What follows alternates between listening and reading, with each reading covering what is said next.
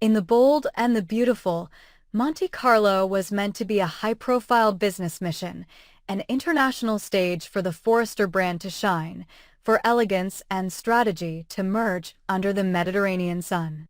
But as soon as the private jet touched down and the sea air rushed into the chaos-filled lives of the Forresters, Spencers, and Logans, it became clear that this trip wouldn't be about fashion or PR. It would be about power, betrayal, jealousy, and revelations sharp enough to split families wide open. What was supposed to be a professional front became an emotional war zone, and no one walked away untouched. Steffy Forrester arrived in Monte Carlo determined to take control of an escalating PR crisis threatening Forrester International's expansion. She had her talking points ready, her media team briefed, and her usual confidence in place. But her composure crumbled the moment Ridge Forrester stepped out of the car and Brooke Logan stepped out behind him. Steffy's face hardened instantly.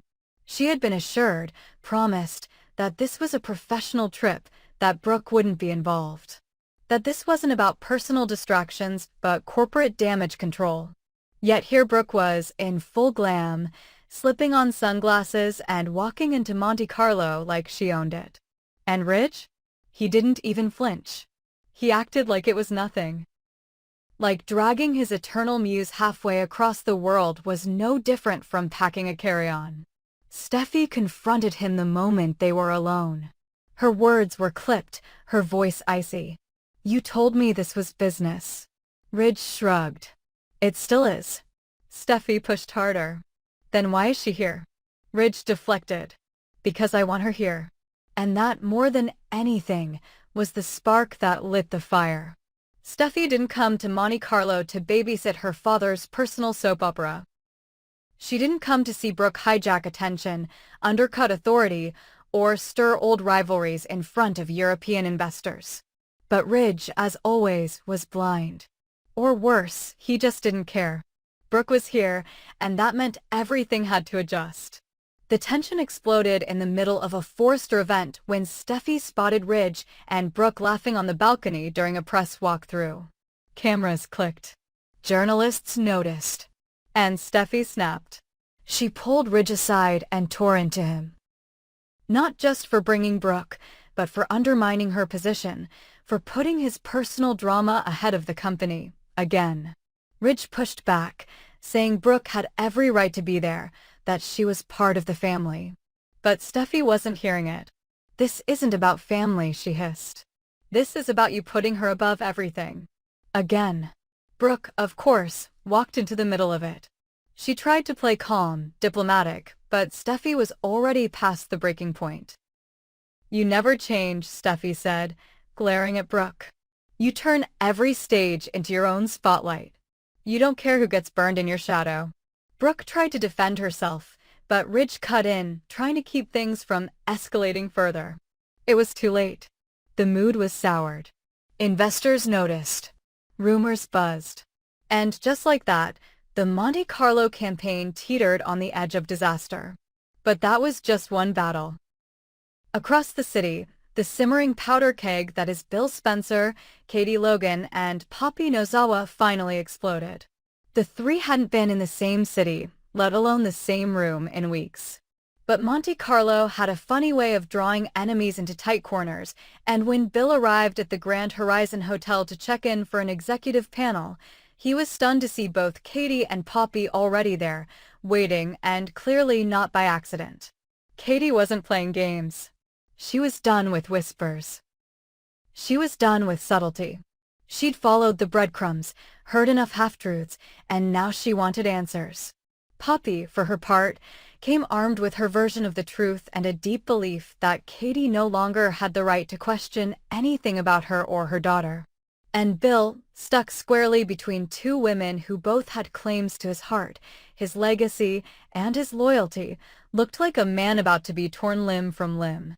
The setting was picturesque. An ocean view terrace, glasses of champagne untouched on the table, seagulls coasting overhead, but the scene was pure fire. Katie opened first. "How long have you known, Bill?" Her voice was calm, but the edge beneath it was unmistakable. How long have you suspected that Luna might be your daughter? Poppy stiffened. This isn't the place. Katie turned on her. Isn't it? Because I think it's exactly the place. It's public. It's neutral. And it's time we all stop pretending this isn't happening. Bill raised his hands, trying to defuse it, but he had no defense.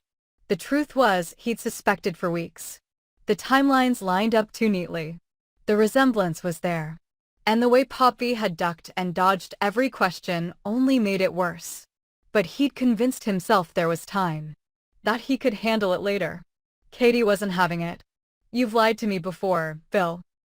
You've made me believe I was the only one, and then turned around and shattered that like it meant nothing. If Luna is your daughter, if you knew she was your daughter and didn't say anything, she didn't tell me. Bill shouted back. I didn't know. Not for sure. Not until now. Katie stared at him, devastated. And what would you have done if she had told you? Would you have run to her? Left everything again? Like you always do when something new and shiny flashes in your face? Poppy jumped in. Don't speak for me. Don't pretend you care about my choices when all you want is control. You've been trying to shut me down since the day I walked into LA. Katie turned on her again. I'm trying to protect my family. You're the one hiding paternity tests and pushing your daughter into the Forrester world like a Trojan horse. Enough. Bill shouted. We're not doing this here. Not like this. But it was already done. Monte Carlo was no longer just a backdrop. It was the battlefield. The rumors of Luna's parentage, once whispered in private, were now out in the open. And Bill had no way to bury them again. Worse, now that the truth was leaking, everyone in the media circuit was sniffing around for more. One careless word at the upcoming press dinner, and the world would know everything. Poppy, meanwhile, began to consider her next move. If the truth was going to come out, it needed to come from her, not from a scandal-hungry blogger or a vengeful Katie. She began preparing her own statement, subtle, direct, framed as a message of strength and motherhood, but with just enough confirmation to make clear, Luna may very well be Bill Spencer's daughter. Bill, rattled and unsure, pulled Luna aside the next day. They sat by the water, the sun low on the horizon. He looked at her and said, quietly, if you are mine, I want to know. But I also want you to know I won't walk away again. I want to be in your life, if you'll let me. Luna didn't answer. Not yet. The questions still hung too heavy in the air. But her eyes said she heard him. Maybe for the first time. And as Ridge, Steffy, Brooke, Bill, Katie, and Poppy navigated the chaos they created, Monte Carlo bore witness to yet another chapter of shattered alliances, emotional implosions, and family revelations that would ripple for months to come. The Mediterranean was calm, but the people who came here to escape their storms only created new ones. There was no peace, no resolution, only more questions, more lies, and a truth that refused to stay buried. Monte Carlo was supposed to be the place where everything stabilized, where the Forrester brand reclaimed control, and where family tensions cooled under the Mediterranean sun. But for Steffy Forrester, the calm cracked the moment she watched Ridge and Brooke together. Laughing, touching, standing too close as if the entire world didn't know the damage their love story had caused. It wasn't just betrayal. It was erasure. Once again, Brooke Logan had walked into a moment that didn't belong to her and made it hers. And Steffy had had enough. She didn't plan it. She didn't rehearse it. But after a long day of damage control, after watching her mother unravel back in Los Angeles and being left to pick up the broken pieces, after hearing Brooke casually talk to press as if she were the face of Forrester Creations again, Steffy snapped. She marched through the private lounge of the hotel where Brooke was alone, checking her makeup and smiling at her reflection like she hadn't just destroyed someone else's world. Brooke turned at the sound of the door. Steffy? Steffy didn't respond. She walked straight to her and, before Brooke could say another word, slapped her across the face. The sound echoed against the marble walls. Brooke gasped, hand on her cheek, stunned. You think you've won, don't you? Steffi hissed, her voice low and burning. You think dragging my father here, flaunting yourself in front of the cameras, pushing Mom out of the picture, that it all makes you some kind of queen again? Brooke blinked, still catching her breath. Steffi. What are you doing? I'm doing what no one else has the guts to do, Steffi snapped. I'm reminding you who you are. You're the woman who breaks people and smiles through it. You took everything from my mother. Her dignity. Her hope. Her chance to believe she mattered more than just being the one Ridge settles for when you screw up. Brooke's expression shifted, less shock, more pain. I never meant to hurt her. But you did, Steffi cut in. And you always do. That's your gift. You destroy women like my mom and walk away with the man, the house, the fairy tale. But I'm warning you now, stay the hell away from me and stop pretending you belong at Forrester. You're not one of us. You never were. Just as Steffi was turning to leave, the door opened again. Ridge stood in the threshold, having witnessed the end of it. His eyes flicked from Brooke's reddened cheek to Steffi's shaking frame. The room froze. Steffi? Ridge's voice was quiet, sharp. Steffi turned to face him, her jaw clenched, eyes glistening with unspoken rage and heartbreak. You shouldn't be here. I could say the same, Ridge answered. He moved toward Brooke, gently touching her arm, checking her face, then turned back to Steffi. What the hell was that? What do you think it was?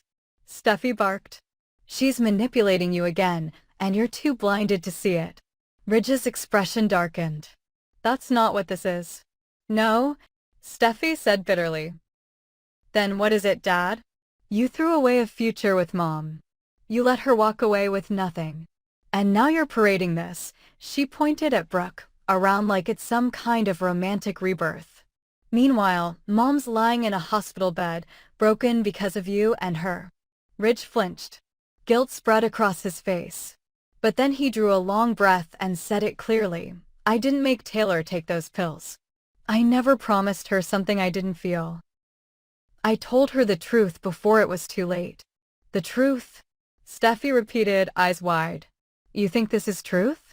You think jumping back into Brooke's bed the minute Mom turns her back is honest? It's who I am, Ridge said. And it's who I've always been. And the truth is, I still love Brooke. I never stopped. Silence. Brooke's face softened with shock, her breath catching. Steffi looked like she'd been slapped herself this time. Then you're weaker than I thought, Steffi said coldly. Because loving Brooke has never made you stronger. It's made you selfish. And I'm done watching you destroy everyone else just to feel alive. She stormed out without another word, leaving Ridge and Brooke standing in the ruins of a confrontation they couldn't ignore. Later that night, Ridge sat on the hotel balcony, staring at the sea.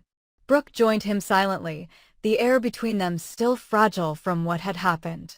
I didn't want her to see that, Brooke said softly.